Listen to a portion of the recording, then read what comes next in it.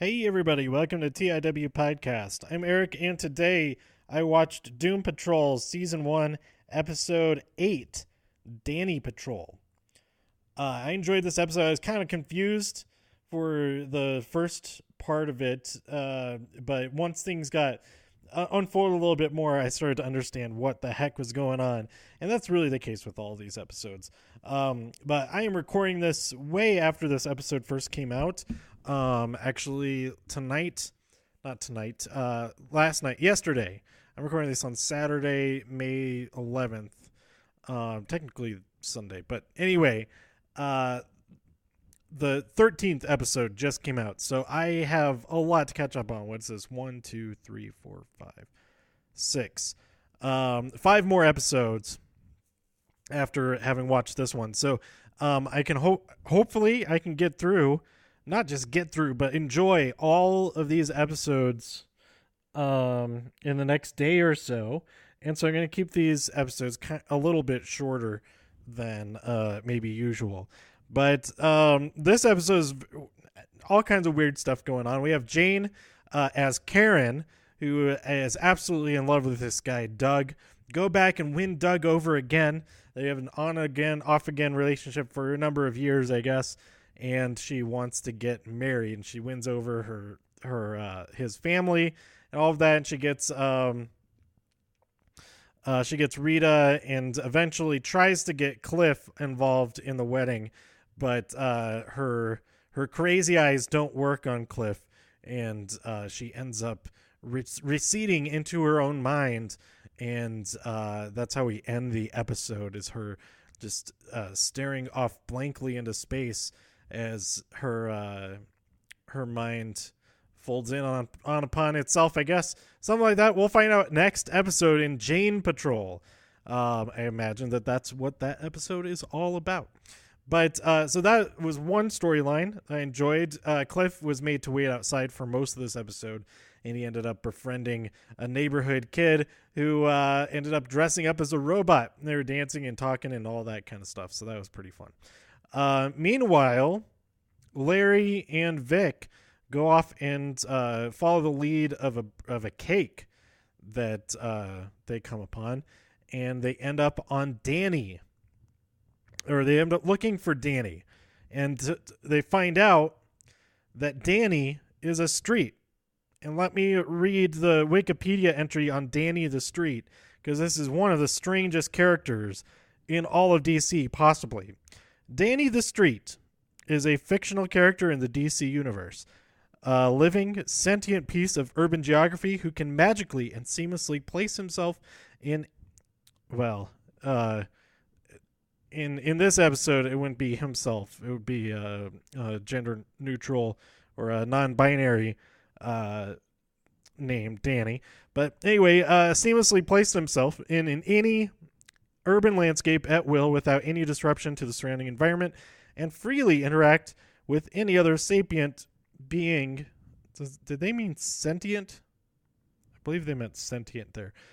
Through various forms of visual printing, they can generate at will in their proximity. Okay, the original character is a he. So he was created by Grant Morrison and Richard Case, and first appeared in Doom Patrol number 35, August 1990. His name is a pun on female impersonator Danny LaRue, as LaRue is French for the street. Danny the Street made his first screen appearance in the 2019 live-action television series Doom Patrol on the DC Universe streaming service. So Danny is an actual street, it says. A sentient and sapient stretch of roadway. What the heck does sapient mean? I don't know what sapient means. Sapient.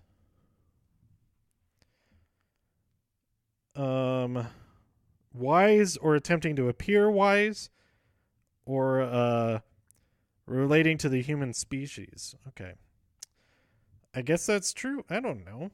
I guess the wise definition is true, I guess. So yeah, the street communicates with like the street signs, the shop windows, the marquee on the perpetual cabaret.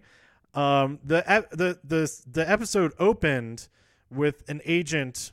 I forget the agent's name, but he was part of he was an agent of the Bureau of Normalcy, and he's going into the street to investigate, and he gets tempted. He gets interested. He's curious about this Peeping Tom's perpetual cabaret, and the rest of his crew, they lose contact with him, and they try to go in to go after this street, this abnormal thing, and it's gone. And we learn later, well, he's basically taken over as he's not like taken over like in a hostile way, but he's found a home here on Danny the Street, and is part of this cabaret show, and is the leader of this whole bunch of entertainers that just love what they do, singing and dancing and all that. And as it turns out, he informed Danny the Street about what was going on, and so Danny was able to relocate and avoid a capture by the Normalcy folks. We end up with a showdown with the guys from the Bureau of Normalcy, who are also responsible for all kinds of stuff that they did to Larry Trainor. So he really wanted a piece of those guys, and specifically the main guy. And they stand their ground and get them the heck out of there. So it was a really cool look at it really tied into Larry Trainor. He was like looking at everything from his vantage point from, what was that, the 50s, or whenever he was, what time period is he from originally? The lack of acceptance, the rejection of his type of lifestyle. He was worried for this former agent, that if he would, because he was originally going to go back out and like lie to them and say like, oh, I took him out. I took out Danny. It took years, but I did it. But they found them first. And he said, well, no, you can't do that. Because if they find out what you're really like, then it'll be a really bad thing, etc. And it turned out that he was kind of right, because the leader of this crew going after him was very dismissive and belittling of his appearance, because he's dressed in drag, and I mean, he looked very, very good with all of his cabaret outfit and makeup and everything on. But yeah, so I thought this episode was really great, like addressing that kind of stuff, and it was great that all the characters really had the confidence. Like we saw Larry, he was asked to sing. We get this whole musical number, but it was just in his head, and then he was like, "No, I don't sing. Sorry." We jump back out of his imagination, but then we have him singing while walking around outside later on. So I think that's maybe brought some confidence back in him, and finding himself again, and all of that. So that's really cool to see. But that musical number was a lot of fun, and I recommend this episode just for that, even though it is technically just a dream sequence type of thing that doesn't actually happen. But none of this actually happens because it's a TV show, so what does that matter? Just enjoy all the cool things that happen in it. Yeah, I'm looking forward to the next episode. I should write down all the actors' names. Of course, I can remember Matt Bomer and Brendan Fraser, and Nigel, Timothy Dalton, of course, and Alan Tudyk. But the other characters, I can't remember their names. The actors' names, so I should write those down. But anyway, I'm really looking forward to Crazy Jane's episode next week. In the next episode, I don't have to wait a whole week. I can watch it right as soon as I finish recording this. But I'm looking forward to see what happens. Yeah, I don't think there's anything else I really wanted to add to this. The Danny the Street, this character is so weird, interesting, and I really liked that's really whimsical fonts that the character used on all the different signs, and I really enjoyed that. Um, and when the agent, I should have written down his name or something, but when the agent was saying that he was going to leave, he was like, "What? No!" on the marquee, and all kinds of stuff like that. So the street is acquainted. Danny is acquainted with his old friends with Nigel and the chief. Niles, not Nigel. Why do I keep calling him Nigel? The chief. And the street says, you can ask Niles about how he knows me. But then who is asking? Was it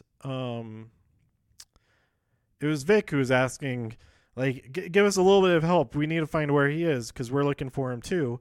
And then he brings up Mr. Nobody, and the street says, "Oh, no, I can't help you. I have to keep these people safe, and you're kind of on your own now." And so, this Mr. Nobody must have done something to Danny the Street that Danny knows exactly how dangerous Mr. Nobody is. So I'm sure we'll find out more about all of this crazy business with Mr. Nobody. This episode does not have an appearance by Mr. Nobody at all. No narration or anything like that. So it is kind of interesting when that does come into play. Like, it has a specific purpose when it does. We'll see what happens next.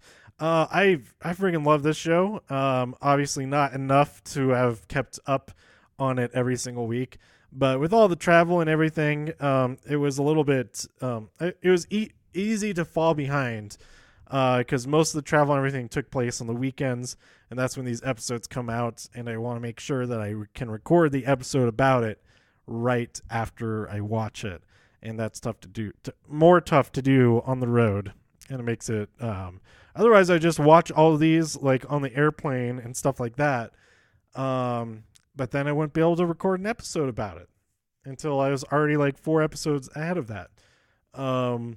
So hopefully without any travel for a few more days, I can get caught up and be ready for the penultimate episode, which is coming up this following Friday. And that brings us to the ultimate episode. I don't know what the name of it is. They haven't released the name of the final episode.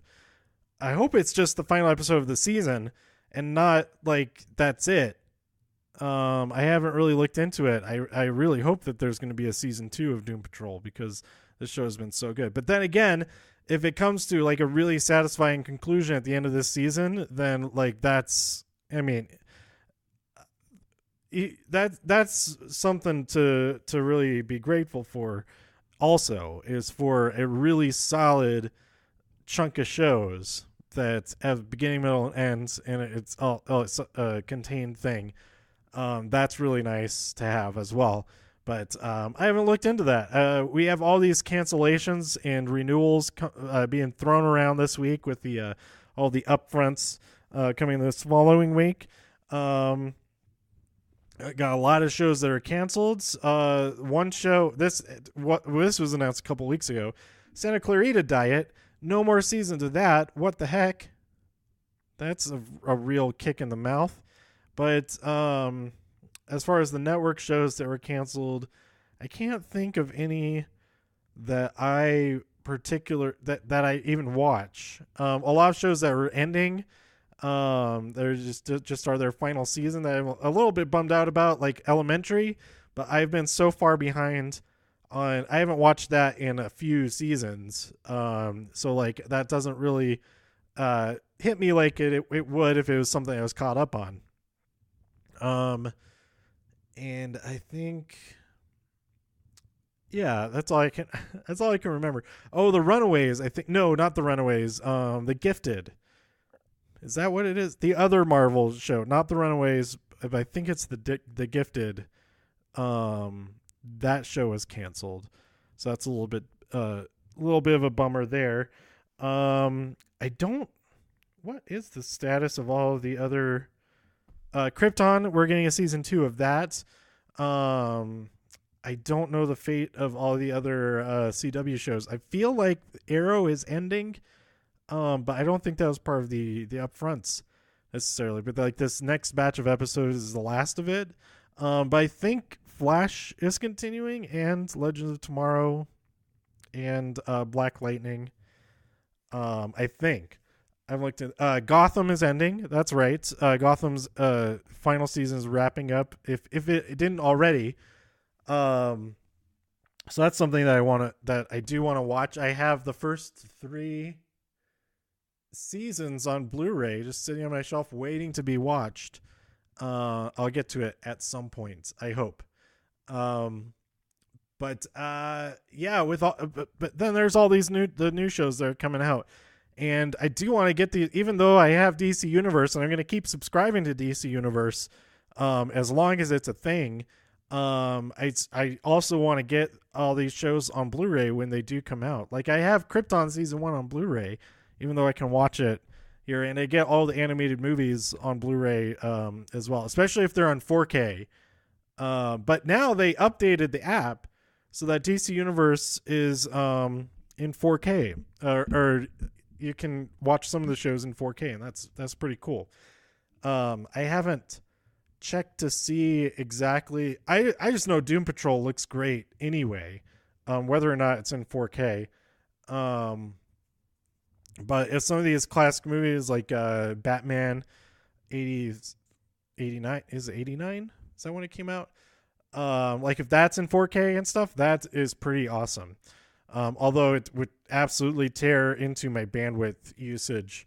I went over again in March.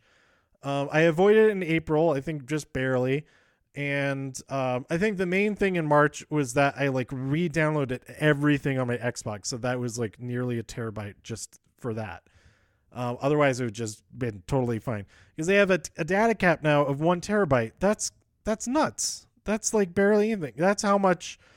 That's only half of what my Google Drive space is. So if I need to back up stuff, then it like eats up. It will eat up all of the. Anyway, that's the only downside to these 4K streaming, 4K streams that are available now, is that they eat up your bandwidth even more. And then if you have a data cap, it's dumb. Why is there why? I'm watching just regular stuff. It's dumb. It's dumb that there's that limit. Yeah. If I was downloading stuff illegally, then yeah, that's justified to try to limit that. But if you're just watching stuff that's available online to streaming services that you pay for, that's kind of nuts that we have these data caps back in place. Comcast didn't have a data cap for a while there, and I don't know why they brought it back. It's dumb. But anyway, this episode did end up being a lot longer than I meant to, but the next few episodes I'm going to watch right away, so I doubt there's going to be a lot new other than the actual episodes to talk about in my reviews of those.